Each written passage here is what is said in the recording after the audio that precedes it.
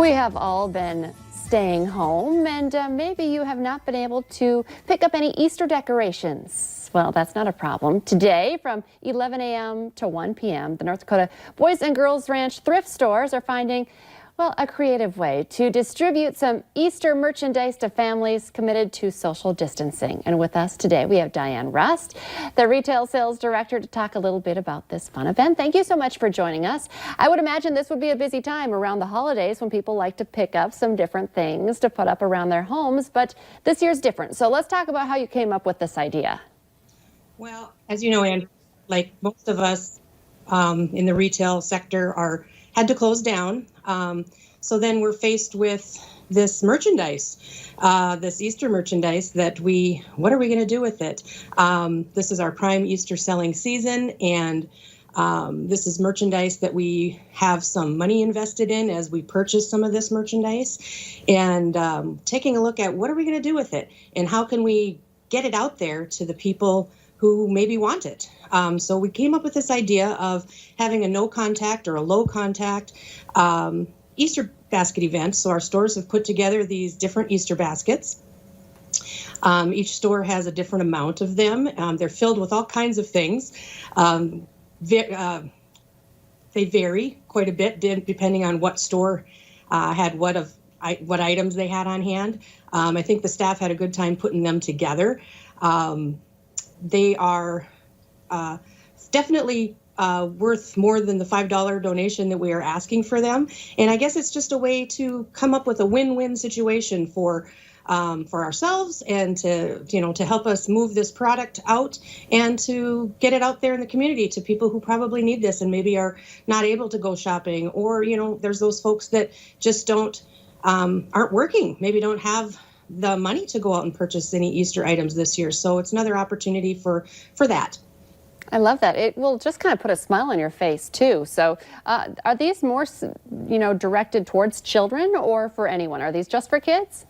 I would say they definitely have a slant towards kids, yes. There are some fun egg dye kits. There's art project type things in there. There's definitely window clings, eggs, eggs that you'd put candy in. There just really is a variety of products in these. And so we're hoping people get a kick out of the surprise that they might get in there, because we are not letting people choose their baskets. So if they don't get something that they aren't appreciative of, maybe they can share it with their neighbors or their, other family members. And I mentioned this right off the top, but kind of run down the locations and the times. It's happening today, correct? It is happening today.